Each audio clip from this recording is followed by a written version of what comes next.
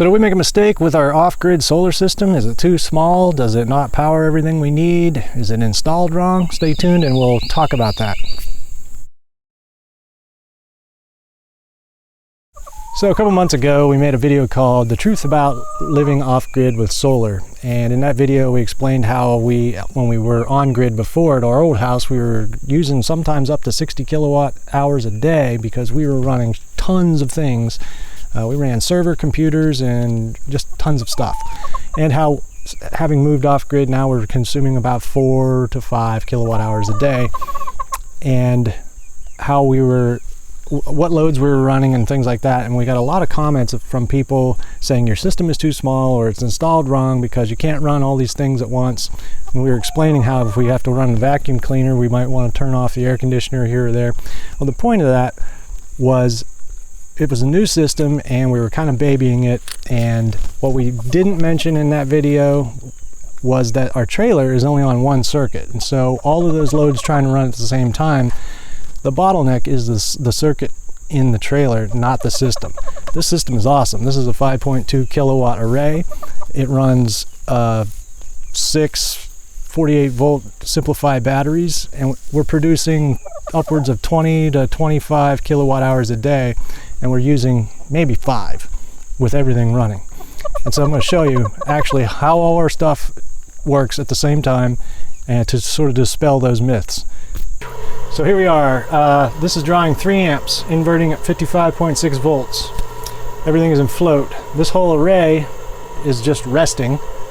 No watts coming in because it doesn't need it. It's using this array to pull 183 watts, which is all that our trailer is drawing right now. We probably have the fridge on, and I think there's a fan on. So I've had this thing up to 4,000 watts, and when we were doing all kinds of stuff, running the computer, running laundry, running the vacuum, doing everything, and it handled it just fine. Right now it's pulling 3.4 amps, 190 watts, because that's all we need. So the point of that video before was just to explain how you can reduce your needs to almost minimal, almost nothing, and that's what we've been doing. This system is super awesome.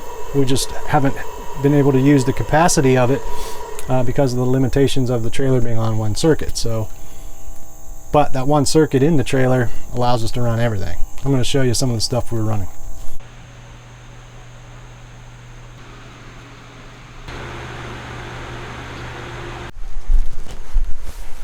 Okay, we're inside.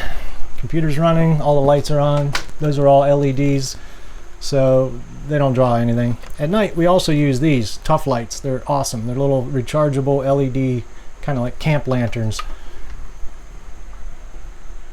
And we'll turn these on and use these just kind of out of habit now. They put out a lot of bright light and we don't have to run any other lights. Not that it makes a difference, but these are cool. These little things come off. You can hang them upside down. Very versatile, and you can plug your phone into them and charge your phone. I love these little things. Anyway, computer's on, lights are on. Turn on the air. See how it flickered? So the inverter took the surge and brought it up, but there's a flicker because everything's on one circuit. Fridge is running.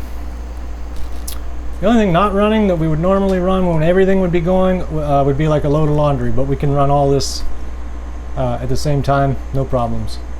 So let's go look at the inverter now and see what it's actually pulling. Okay, now we're drawing 15 amps with the air conditioner on and all the lights and everything else. And now this array is picked up and started sending us 215 watts at 3.9 amps. This array is sending us 248 watts at 4.5 amps. So we're actually pulling a little bit more from the batteries instead of solar because it's cloudy. So we're running off batteries partly. But it works fine. Now we can flush the toilet and that'll jack up to about 40 amps for a second as the inverter takes the surge. This is a 4400 watt inverter, and it'll do like an 8000 watt surge. When our water pump turns on, it's maybe a 2000 watt surge. This handles it just fine. So I've been real happy with this system, and it'll be great when we get it moved into the house. So there you go. The whole point of the original video was not to discourage anyone from going off grid or give the impression that you couldn't run everything that you want to run off grid. The point was to kind of encourage people to become more aware of the power consumption that they have. Sure, you can run hair dryers and microwaves and everything like that, but you can also make concessions and do alternative ways of accomplishing those tasks, like we've chosen to do to reduce our total consumption. We don't use a microwave or hair dryers or any of those kinds of things anymore, and so it didn't require us to build a big array. If you want to continue to use those kinds of things, you just need deeper pockets is all, and you can build a system that will run Fort Knox if you want. I would encourage anyone who wants to go off grid, definitely give it a go. Solar works great for us. We're doing it, so you can too. So I'm going to get back to the floor plans of the house. We've been designing multiple houses, trying to figure out the best design that we like, and that's where I want to make all my mistakes, is in the computer before we start buying materials. So yeah, that's what I'm doing, is designing the house. See you in the next video. Thanks for watching.